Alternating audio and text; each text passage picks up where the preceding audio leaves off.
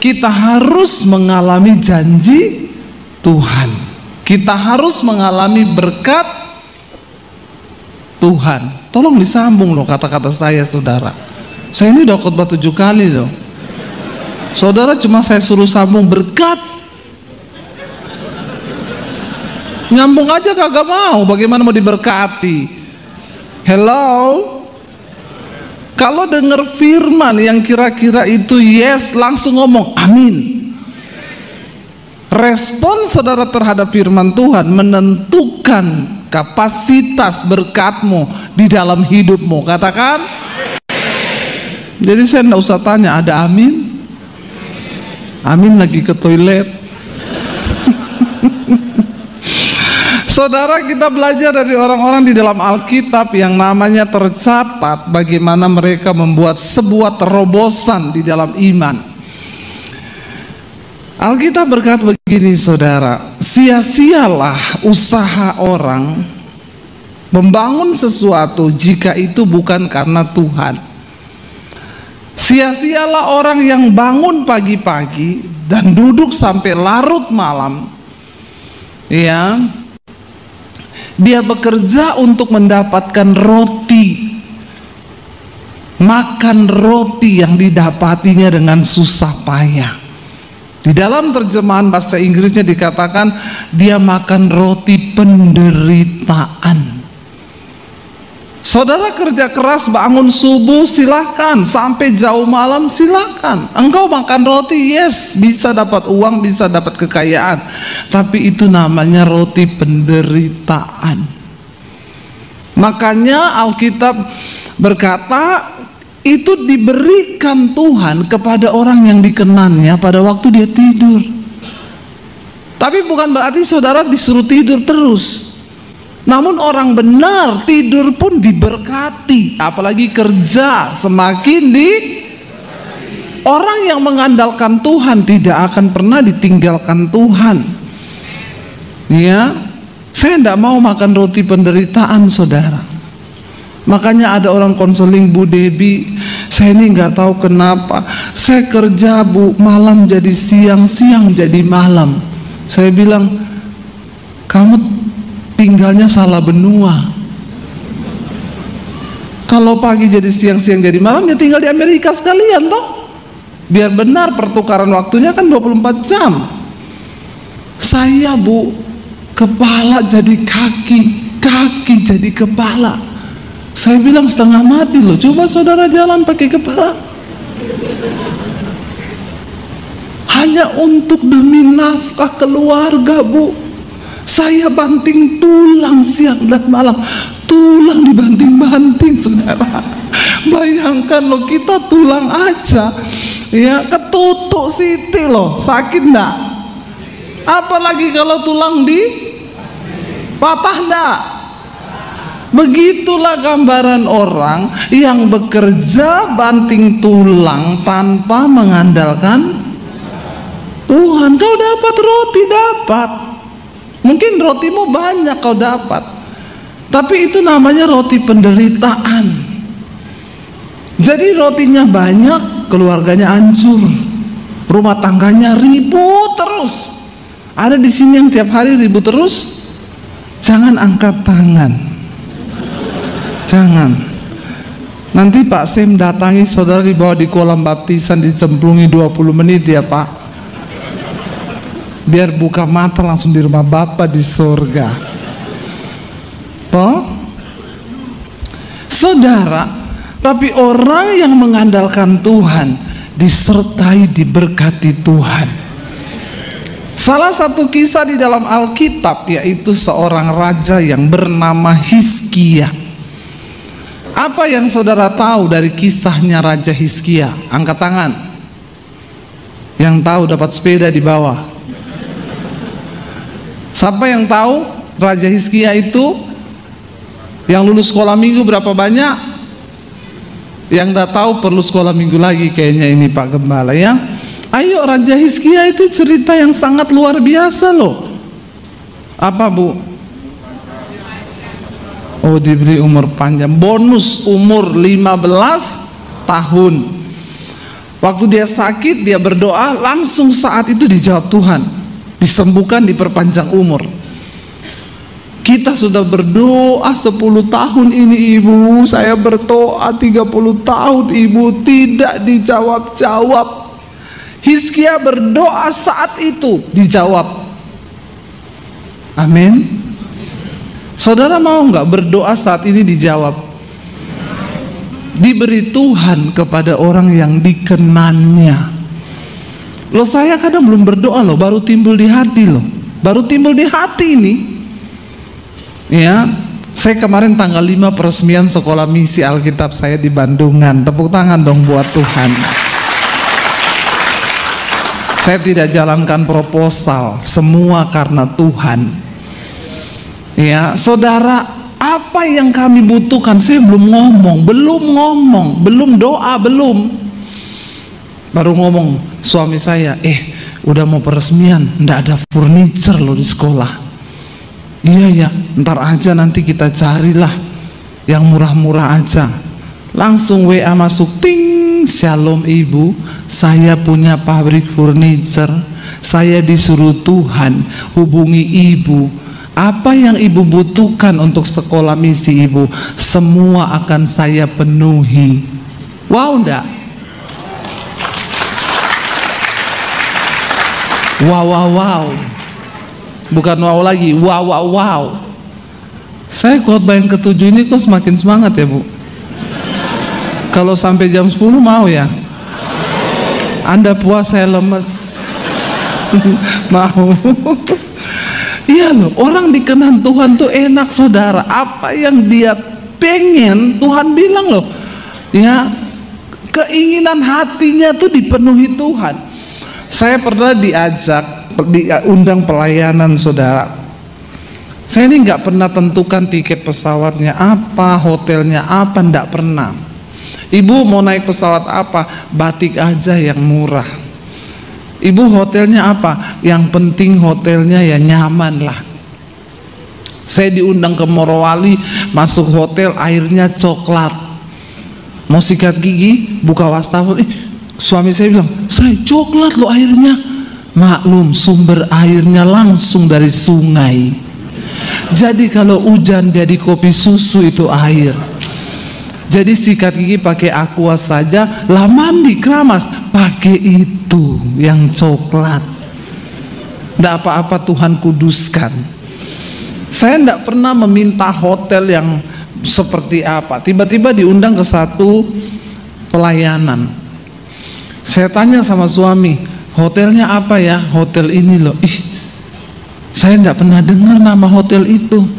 Jadi saya bilang sama suami saya, mungkin karena hotel ini di atas bintang 5, berarti bintang 7. Puyeng dong ya. Itu kan obat sakit kepala toh.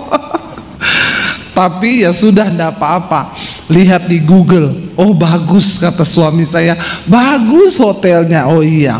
Kami datang, waktu masuk saya lihat kayaknya ini hotel tua. Begitu masuk, buka pintu lobi, baunya itu apek. Saudara tahu nggak bau apek? Orang Jawa bilang bau apa ya? Bau apek gitu, lembab, bau jamur, bau yang sudah lama begitu ya. Saya lihat sekeliling, saya bilang sama suami saya, nggak ada orang, cuma kita berdua. Bahkan room boy saya ndak lihat, resepsionisnya 1 orang. Ini hotel tua, saya nggak ada orang, kita toh ndak apa-apa, diem aja ya sudah, kami bayar, kami datang di lobi gini-gini, dibawa lah naik saudara. Sampai di atas buka kamar, karpetnya karpet jadul, semuanya tua. Terus waktu saya lihat bed covernya warnanya kuning, bukan karena memang warna krem, tapi putih yang sudah menuju ke kuning karena kelamaan. Bukan hanya itu spraynya sudah sobek-sobek, bed covernya sudah sobek kayak dimakan rayap.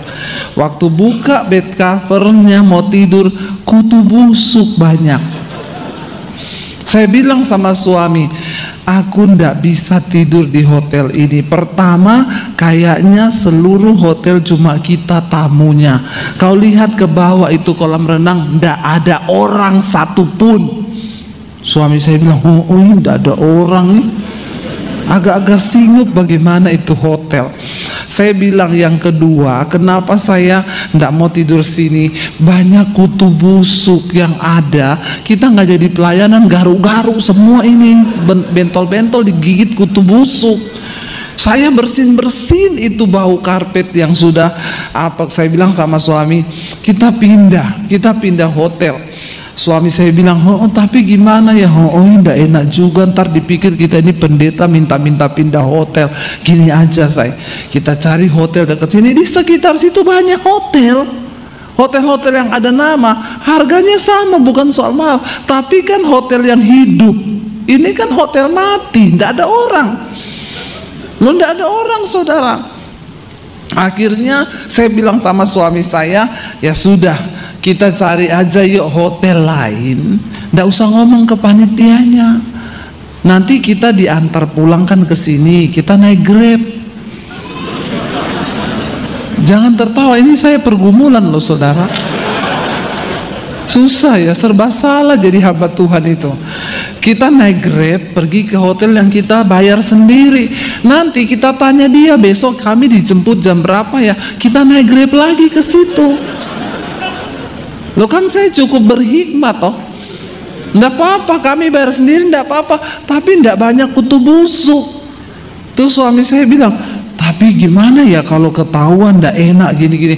Saya bilang, oh Tuhan tolonglah saya ini. Tiba-tiba telepon masuk, titrit, Shalom Ibu Debbie lagi ada di kota ini. Iya Pak, bener Bu, besok mama saya ulang tahun. Ibu, jadi keluarga kami ini semua ngumpul di sini di hotel ini. Ibu tinggal di hotel mana? Saya tinggal di hotel ini Pak. Astaga, kok Ibu ditidurkan di situ? Kenapa Pak? Itu hotel panas Bu. Maksudnya? Ya pokoknya itu hotel panas. Saya bookingin Ibu sekarang juga hotel, nggak tanggung-tanggung, bintang 5. Ini kan bintang 7. Nggak usah tepuk tangan, emang enak. Saudara, saya bookingin Ibu hotel di hotel kami. Sekarang dia foto cekrek kuncinya. Ini ya Bu, nomor kamarnya, Ibu pindah supaya kami juga bisa ngobrol satu keluarga. Besok kita berdoa buat mama saya. Jadi puji Tuhan, saya kan jadi ada alasan sama orang yang undang. Saya bacain aja chattingannya, tapi yang ada, aduh Ibu kok di situ, enggak saya kasih baca, saya hapus. Saudara, itu saya lihat Tuhan bekerja loh, iya enggak? Saya tuh bingung mau bagaimana ya Tuhan. Niat saya ini bukan pilih-pilih hotel, bukan. Tapi aduh, saudara mau enggak doa langsung dijawab? Bahkan belum doa sudah dijawab. Aduh, saya kalau mau cerita yang Tuhan buat itu aneh-aneh saudara, aneh-aneh. Lalu kami beli rumah di Solo ya. Itu saya diajak pergi ke perumahan itu. Lalu suami saya bilang, teman saya ajak, ayo kita lihat yang di developer lagi bangun. Saya bilang sama suami saya, jangan beli yang lagi bangun baru, mahal. Kita cari yang di lokasinya sama tapi rumah second, jadi itu lebih murah harganya. Terus kita jalan-jalan keliling, berhentilah di satu rumah di pojok. Saya bilang sama suami, berhenti di situ loh, di pojok itu loh. Kenapa? Aku pengen rumah di pojok itu. Suami saya gini, ngawur, wong rumah di tempat yo meh dituku loh. Saya bilang saya mau yang itu, soalnya itu di pojok. Ngawur loh, itu enek wongnya tinggal gitu. Wong ini orang tinggal lo, ndak ditulis dijual lo, main dibeli. Tapi aku mau bilang sama Tuhan, aku mau yang itu. Dia cuma ngawur, yuk cari yang lain sih. Balik lagi kita bulan depan ke lokasi yang sama. Diajak teman saya, lihat ada yang dijual di sana Bu. Saya bilang, saya lewat lagi yang rumah pojok itu. Ngawur loh, wong ndak dijual loh, lewat tuh aja lewat. Aku mau minta sama Tuhan, lewat lagi dia, Tuhan aku mau yang ini Tuhan. Ya, akhirnya suami saya, wong ndak dijual, ini wong nempati yuk. Coba nek kue lagi tinggal terus wong lewat rumahmu mau ditukup ya. Yo karepe aku minta sama Tuhan kan boleh. Bulan depannya lagi kita nggak serak semua yang ditawarin. Saya bilang sama suami saya, kita lihat lagi ini yang ditawarin, tapi mampir meneh di rumah pojok itu. Aku minta sama Tuhan, balik kita saudara, sudah lihat ndak serak, putar-putar masuk lebih dalam lagi ke rumah pojok itu. Suami saya bilang, lawang rumah ditempati dituku, kita lewat ditulisi dijual.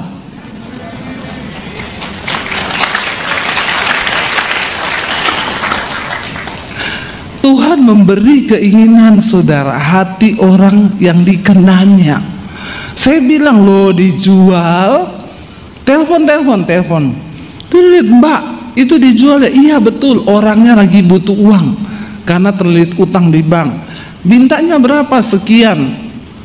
Saya tawar sekian, boleh nggak? Saya tanya ya Bu, iya. Bu, boleh Bu. Boleh nih. Akhirnya ya udah Mbak, kita kapan ketemu ya? Saya di Jakarta soalnya nanti saya balik lagi gini-gini. Iya oke Ibu DP aja. Besoknya saya telepon, Mbak saya mau DP, transfernya kemana? Bu sorry, ndak jadi dijual. Hampir mujizat terjadi, ndak jadi. Kenapa? Dia sudah ditolong adiknya, utangnya di bank sudah dibayar lunas. Jadi dia sekarang udah ndak butuh uang. Saya bulan depan ke sana lagi, saya bilang suami, mampir di rumah pojok. Suami saya bilang, orang ndak dijual udah nggak jadi, mampir. Bener, tidak ada lagi tulisan dijual.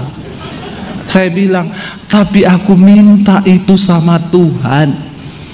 Kami bolak-balik berbulan-bulan, lihat saudara, tidak ada yang seret. Akhirnya saya tanya sama security, mas tahu yang punya rumah di pojok itu dijual toh? Dulu Bu, sekarang sudah tidak. Aku minta nomor pemiliknya. Usaha saudara, saya dikasih nomor pemiliknya, saya WA, Pak rumahnya dijual ndak? Ndak. Ya sudah.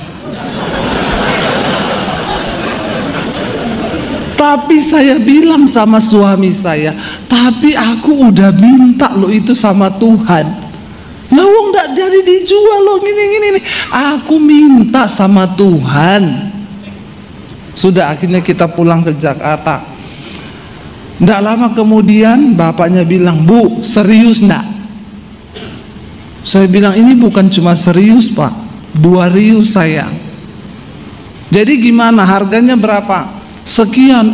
Tinggi banget sama yang ditawari pertama. Dia ternyata sengaja saudara, karena dia tahu ada orang yang tanya, Pak ketinggian Pak. Ya sudah, kalau ibu ndak mau, wong saya ndak butuh uang. Oh ya udah. Tapi saya bilang, Tuhan aku minta. Saya tawar dia nggak mau turun, saya tawar dia nggak mau turun. Ya sudah, berbulan-bulan saya biarkan. Satu kali kami lagi perjalanan ke Solo naik mobil, saya bilang sama suami saya, kalau bapaknya itu minta sekian, dia turunin sedikit aja di tengah-tengah, saya mau tak bayar rumah itu. Tiba-tiba lagi di jalan, baru habis saya ngomong gitu, HP saya bunyi, ting. Saya lihat, bapak yang punya rumah, Bu, mau nggak sekian? Pak, siang ini kita ketemu di notaris. Sekarang rumah itu jadi milik saya. Saudara, Tuhan itu ya benar ada, Tuhan nyata. Tapi asal kita mau hidup berkenan kepada Dia. Coba kita baca bersama, buka 2 Raja-Raja pasal yang ke-18 ayat yang pertama. 2 Raja-Raja 18 ayat yang pertama ini tentang kisah Raja Hizkia, saudara. Hizkia itu berdoa minta supaya dia disembuhkan dan diberi umur panjang. Tuhan tambah, dikasih bonus ya. 2 Raja-Raja 18 ayat yang pertama, baca bersama 1, 2, 3. Ya, maka dikatakan di sana apa? Dalam tahun ketiga zaman Hosea bin Ela raja Israel, Hizkia anak Ahaz raja Yehuda menjadi raja. Ia berumur 25 tahun pada waktu ia menjadi raja, dan 29 tahun lamanya ia memerintah di Yerusalem. Nama ibunya ialah Abi, anak Zakaria. 3. Ia melakukan apa yang benar di mata Tuhan, tepat seperti yang dilakukan Daud bapa leluhurnya. Dialah yang menjauhkan bukit-bukit pengorbanan dan yang meremukkan tugu-tugu berhala, yang menebang tiang-tiang berhala, dan yang menghancurkan ular tembaga yang dibuat Musa. Sebab sampai pada masa itu orang Israel masih membakar korban bagi ular itu, dan namanya disebut Nehustan. Ayat 5, ia percaya kepada Tuhan Allah Israel, dan di antara semua raja-raja Yehuda, baik yang sesudah dia maupun yang sebelumnya, tidak ada lagi yang sama seperti dia. Ia berpaut kepada Tuhan, tidak menyimpang daripada mengikuti dia. Ia berpegang pada perintah-perintah Tuhan yang telah diperintahkannya kepada Musa. Maka Tuhan menyertai dia kemanapun juga ia berperang. Ia beruntung. Ia memberontak kepada Raja Asyur dan tidak lagi taat kepadanya. Saudara, Hizkia diangkat menjadi raja menggantikan ayahnya Ahaz. Ahaz adalah raja yang jahat di mata Tuhan. Kisah dari semua raja Israel selalu kalau dikatakan, lalu Ahaz menjadi raja atas bangsa Israel, dia melakukan apa yang jahat di mata Tuhan. Lalu Hizkia menjadi raja atas Yehuda, dia melakukan apa yang benar di mata Tuhan. Jadi yang tercatat di Alkitab hanya 2, yang jahat dan yang benar. Kalau sekarang Tuhan mencatat nama kita, kira-kira yang jahat atau yang benar? Insya Allah hanya Tuhan yang tahu. Ya, bagian kita mari berusaha melakukan yang terbaik. Kenapa Hizkia doanya didengar Tuhan, saudara? Waktu dia naik menjadi raja, dia melakukan apa yang benar. Pertama-tama yang dia lakukan adalah apa, saudara? Dia merobohkan tugu-tugu berhala yang dibangun oleh bapaknya. Raja Ahaz ini jahat, sehingga saudara, Raja Ahaz ketika mendapat ancaman dari negara-negara sekitarnya, dia tidak lari kepada Tuhan. Dia datang kepada Raja Asyur, dia minta pertolongan kepada Raja Asyur. Raja Asyur berkata gini, aku mau tolong, yang penting ada hari gini, ini yang pegang kendali. Saya kemarin dari Semarang ke sini, saya baca gerbang tol, penyebab kemacetan adalah saldo kurang. Makanya pastikan saldo Anda cukup, karena ternyata kalau saldo kurang bikin apanya yang macet? Semua rumah tangga macet kalau saldo kurang. Ya enggak ibu-ibu? Langsung iya. Ya, ada ibu-ibu bilang sama suaminya, rumah tangga tetangga kita yang kanan itu loh, kenapa? Seperti hari Valentine, tiap hari sayang-sayangan. Yang sebelah kiri seperti hari Imlek, tiap hari istrinya dikasih angpau. Terus suaminya tanya, kalau kita seperti hari buruh. Aku nih kerja paksa, gaji kurang, kalau demo dipecat. Jadi rumah tangga saudara seperti hari apa? Kalau saya dengan suami seperti hari Natal, penuh damai sejahtera dan sukacita. Amin. Iya, kalau saldo kurang maka macet. Ini Raja Ahaz, karena dia takut kepada ancaman raja bangsa-bangsa lain, dia datang kepada Asyur, bukannya datang kepada Tuhan, datang kepada Asyur. Akhirnya Raja Asyur bilang, oke, kamu tak jaga, tak lindungi, tapi setiap tahun mereka harus memberi upeti kepada Raja Asyur. Itu strategi, saudara, agar dia bisa mengambil kekayaan. Lalu saudara, karena sudah mulai berkurang emas yang diminta, perak yang diminta oleh Raja Asyur, Raja Ahaz mengambil emas dan perak dari rumah Tuhan. Bayangkan, orang itu kalau pengen rasa aman, dia menghalalkan segala cara demi rasa aman. Loh, padahal kan belum tentu juga ada musuh, tapi dia sudah minta perlindungan. Sementara dia ditekan.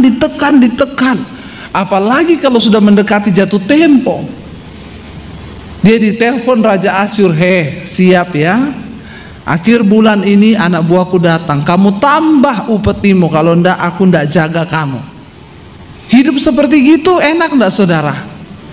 Jangan pernah menaruh pengharapanmu kepada sesuatu yang lain selain kepada Tuhan. Nah, ketika Hizkia naik menjadi raja, Alkitab berkata dia hidup benar di mata Tuhan. Dia menaruh percayanya hanya kepada Tuhan. Jangan taruh rasa percayamu pada sesuatu yang lain. Taruh kepada Tuhan. Bahkan ketika dia naik, akhirnya terjadi apa, saudara? Karena Raja Ahaz takut kepada Raja Asyur, sehingga dia memasukkan penyembahan berhala. Dewa-dewanya Asyur dimasukkan ke dalam bait Tuhan untuk dijadikan sesembahannya. Maka orang Israel berdosa terhadap Tuhan orang Yehuda. Bahkan mereka mulai menyembah patung buatan Musa itu, ular tembaga. Saudara, ular tembaga itu kisahnya adalah, saudara tahu, ada yang tahu di sini tak kasih sepeda, benar? Kalau ada yang tahu, kenapa Tuhan suruh bikin itu ular tembaga? Pada waktu bangsa Israel di padang gurun, mereka dimurkai Tuhan karena memberontak dan tidak percaya pada Tuhan. Tuhan mendatangkan ular berbisa, tiba-tiba keluar dari padang gurun, banyak ular berbisa. Tuhan bilang kepada Musa, kamu bikin ular tembaga, ya, kamu dirikan di atas tiang. Siapapun yang percaya kepada Tuhan, waktu digigit sama ular berbisa, langsung lihat kepada ular tembaga itu, maka dia tidak akan mati. Jadi yang percaya melakukan itu dan memang tidak mati, tapi yang tidak percaya mati. Nah, ketika patung itu dari kisah Musa dulu dibawa sampai ke kisah raja-raja ini, patung itu disembah menjadi berhala di bangsa Israel, di Yehuda. Ya, lalu Tuhan marah. Jangan engkau mengkultuskan sesuatu sehingga itu menggantikan Tuhan dalam hidupmu. Ada orang-orang Kristen yang agak aneh bilang sama saya, Bu, saya waktu bangun rumah saya ini, Bu tahu, batu peletakan pertamanya ini tak bawa dari Yerusalem. Saya kadang bingung ya, terus kenapa ya Pak kalau batunya dari Yerusalem? Diberkati, Bu. Saya bilang, terus gue harus bilang wow gitu? Biar kau bawa batu 1 kontainer dari Israel buat bangun rumahmu, kalau kau tidak bertobat, tidak tunduk kepada kebenaran, tidak hidup bertobat dalam kekudusan, tidak mungkin hidupmu diberkati Tuhan. Jangan mengkultuskan sesuatu. Saya di Israel dibawa ke toko perhiasan, Bu, saya bawa ke toko, ini beda dari yang lain. Cincin batu aki, berapa ini? 100 juta. Di Indonesia gratis. Banyak batu aki lebih bagus lagi. Beda, Bu. Kenapa beda? Batunya dari ruang Maha Kudus. Batu dari ruang Maha Kudus, saya yakin kalau saudara pakai tanganmu gak terasa sendiri. Bukan apa-apa, 100 juta soalnya. Jangan mengkultuskan sesuatu. Kau taruh salib besar di rumahmu. Saya tanya, kenapa kau taruh salib? Biar setan masuk takut, Bu, sama salibnya. Anak kecil dikasih Alkitab sama gunting. Ini adalah hal-hal yang Tuhan benci, saudara. Engkau mengkultuskan sesuatu, bukan lagi imanmu kepada Tuhan. Lalu Hizkia merobohkan semua itu. Lalu dia mulai membawa bangsa Israel untuk berseru kepada Tuhan. Buka bersama 2 Raja-Raja pasal yang ke-19, saudara. 2 Raja-Raja pasal yang ke-19. Ya, di sana akhirnya Raja Asyur mengirimkan surat, ayat yang ke-10, kepada Raja Hizkia. Dia katakan begini, saudara, baca bersama 1, 2, 3. Beginilah harus kamu katakan kepada Hizkia Raja Yehuda, janganlah Allahmu yang kau percayai itu memperdayakan engkau dengan menjanjikan Yerusalem tidak akan diserahkan ke tangan Raja Asyur. Sesungguhnya engkau ini telah mendengar tentang yang dilakukan raja-raja Asyur kepada segala negeri, yakni bahwa mereka telah menumpasnya. Masakan engkau ini akan dilepaskan? Sudahkah para Allah, huruf kecil, dari bangsa-bangsa yang telah dimusnahkan nenek moyangku dapat melepaskan mereka, yakni Gosan, Haran, Resef, dan Bani Eden yang di Telasar? Di manakah raja negeri Hamat, ya, dan Arpad, raja kota Sefarwaim, raja negeri Hana dan Iwa? Saudara, ayat 14 berkata, baca dengan suara keras. Hizkia menerima surat itu dari tangan para utusan, lalu membacanya. Kemudian pergilah ia ke rumah Tuhan dan membentangkan surat itu di hadapan Tuhan. Sampai situ. Saudara lihat, waktu Hizkia membaca surat ancaman itu, layaknya seorang raja, saudara, kalau dia dapat ancaman itu harusnya dia lakukan apa? Kumpulkan semua pasukan, panggil semua panglima perang. Kita dapat ancaman perang, segera latih semua pasukan, kita harus pasang kuda-kuda. Tapi Hizkia seorang yang memiliki iman percaya kepada Tuhan. Setelah dia membaca surat itu, kata firman Tuhan, dia datang ke rumah Tuhan, lalu dia membentangkan surat itu di hadapan Tuhan. Saudara, apa yang hari ini bagimu merupakan tantangan terbesar? Jangan cari manusia. Mungkin hari ini engkau terima surat jatuh tempo atau surat lelang. Tidak usah kau foto itu lalu kau kirim ke Pak Samuel, apalagi kau kirim ke saya. Ya, cari Tuhan, berseru kepada Tuhan. Saya ingat waktu saya dikejar debt collector dulu, dia tendang pintu pagar saya, perang, semua tetangga keluar. Pendeta, utang tidak bayar, ngomong Tuhan, Tuhan, mana Tuhanmu, bayar utangmu. Saya masih ingat namanya Victor.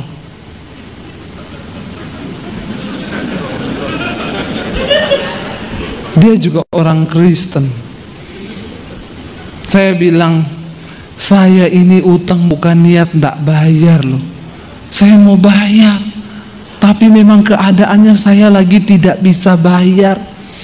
Saya bilang, kamu tuh bertobat.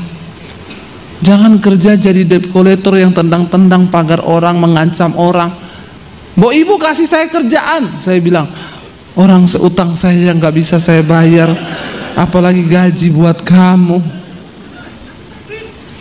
Tapi hari ini saya mau bilang, dimanapun Victor kau berada,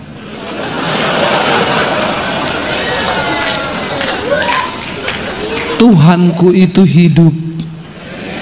Hari ini saya mau bilang kepada kau Victor, kalau kau ketemu saya tak kasih kau uang, tapi kau harus bertobat. Iya saudara, ya, saya pernah mengalami. Akhirnya saya dan suami, saya tidak telepon mertua, saya tidak telepon ipar saya tidak telepon teman saya orang kaya. Kami menghitung semua utang-utang kami. Saya bilang sama suami saya, ini waktunya kita minta Tuhan ikut bekerja. Mungkin selama ini kita tidak pernah minta Tuhan bekerja, karena ini di luar batas kemampuan kita. Dan memang apapun, tidak ada kekuatan apa-apa dari manusia. Bahkan napas ini loh, dari Tuhan, tidak boleh sombong. Amin. Akhirnya kami membentangkan, kami hitung utang kami total 80 juta. Ini 13 tahun lalu. Secara manusia tidak ada uang 80, jangankan 80 juta, yang 10 juta si Victor datang aja saya tidak bisa bayar, apalagi di total semuanya. Kami bentangkan itu di hadapan Tuhan. Kami berdoa, Tuhan, kami minta Tuhan campur tangan Tuhan. Engkau tahu niat kami bukan tidak mau bayar. 2 hari kemudian ada ibu-ibu WA saya, Bu Debbie, saya pengen ketemu ibu, bisa nggak kita ketemu di mall ini? Waktu itu saya belum YouTuber loh, ya. Oh iya bisa Bu, ada apa ya Bu? Saya tidak tahu keadaan ibu, tapi Tuhan suruh saya berkati ibu 100 juta. Kok enggak wow ya? Biasa aja ya. Wow dong. Di saat benar-benar enggak bisa loh, 80 juta utang saya dikasih 100 juta loh. Saya bayar semua, masih sisa 20 juta. Beberapa waktu lalu, kami sekarang diberkati Tuhan. Tuhan ingatkan, balikin uang itu ke orang yang pernah kasih. Yakin Tuhan? Yakin. Saya temui ibu itu, Bu, saya mau kembalikan uang 100 juta yang pernah dulu ibu kasih. Loh Bu Debbie, itu kan saya tidak pinjemin. Memang ibu tidak pinjamkan, tapi Tuhan suruh saya kembalikan. Dia bilang, memang Bu, keadaan usaha kami memang sekarang lagi sepi, tapi saya tidak mau terima uang yang ibu balikin. Gini aja, saya paksa dia, gini aja, kalau ibu mau kembalikan, saya punya yayasan yang itu saya kasih makan orang susah Bu. Kalau ibu mau transfer aja, tapi tolong Bu, 50 juta aja, jangan 100, supaya saya tetap ada upahnya di hadapan Tuhan. Ya udah, akhirnya saya transfer 50 juta. Makanya Victor, dimanapun kau berada, cari Tuhan. Lo bener saudara. Ya maaf loh, sekarang beli nggak ada yang utang saya, cash. Jadi saya nggak ada lagi hubungan dengan debt collector. Dia sanggup membalikan keadaan semudah, hanya membalik telapak tangan waktu kita taruh iman. Jangan cari penggadean, menyelesaikan masalah tanpa masalah, padahal bikin yang member pasti tahu. Telat tak bayar, barangmu hilang. Saudara, Hizkia itu tahu. Ya, dia bentangkan surat itu di hadapan Tuhan. Lalu kita lihat dia berdoa, dia bilang apa? Ayat 15. Hizkia berdoa di hadapan Tuhan dan dengan berkata, ya Tuhan Allah Israel yang bertahta di atas kerubim, hanya Engkau sendirilah Allah segala kerajaan di bumi. Engkaulah yang menjadikan langit dan bumi. Sendengkanlah telingamu ya Tuhan, dan dengarlah, bukalah matamu ya Tuhan, dan lihatlah, dengarlah perkataan Sanherib yang telah dikirimnya untuk mengaibkan Allah yang hidup. Dia membuat aib nama Tuhan. Dia pikir Tuhan itu mati. Ayat 17, Ya Tuhan, Hizkia berdoa ini sambil menangis pasti karena dia ketakutan juga. Dia bilang, ya Tuhan, memang raja-raja Asyur itu telah memusnahkan bangsa-bangsa dan negeri-negeri mereka dan menaruh para Allah mereka ke dalam api, sebab mereka memang bukan Allah, hanya buatan tangan manusia, kayu dan batu. Sebab itu dapat dibinasakan orang. Ayat 19 Hizkia berkata, maka sekarang ya Tuhan Allah kami, selamatkanlah kiranya kami dari tangannya, supaya apa? Segala kerajaan di bumi mengetahui bahwa hanya Engkau sendirilah Allah, ya Tuhan. 20. Lalu Yesaya bin Amos menyuruh orang kepada Hizkia mengatakan, beginilah firman Tuhan Allah Israel. Ya, dia bilang, apa yang telah kau doakan kepadaku? Ya, dia bilang apa saudara? Aku telah mendengarnya. Ya, Tuhan berkata, apa yang kau doakan ya mengenai Sanherib itu, Tuhan telah mendengarnya.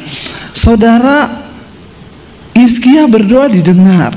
Saya percaya kalau kita juga menjadi orang yang berkenan pada Tuhan, kita berdoa didengar. Jangan tunggu 30 tahun, 50 tahun, kelamaan. Kenapa kita berdoa lama dijawab? Karena ada penghalang doa. Jadilah orang yang berkenan. Kita lihat jawaban doa 2 Raja-Raja 19 ayat 32. Ya, kita baca bersama. Ini jawaban Tuhan kepada Hizkia sebagai orang yang takut Tuhan. Baca 1, 2, 3.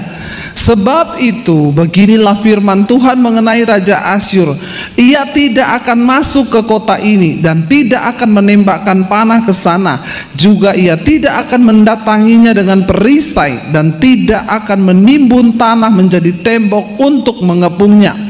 Melalui jalan dari mana ia datang, ia akan pulang, tetapi ke kota ini ia tidak akan masuk. Demikianlah firman Tuhan. Dan aku akan memagari kota ini untuk menyelamatkannya, oleh karena aku dan oleh karena Daud hambaku. Maka baca ini dengan suara keras, terjadi jawaban doa. 35. Maka pada malam itu keluarlah malaikat Tuhan, lalu dibunuhnyalah 185.000 orang di dalam perkemahan Asyur.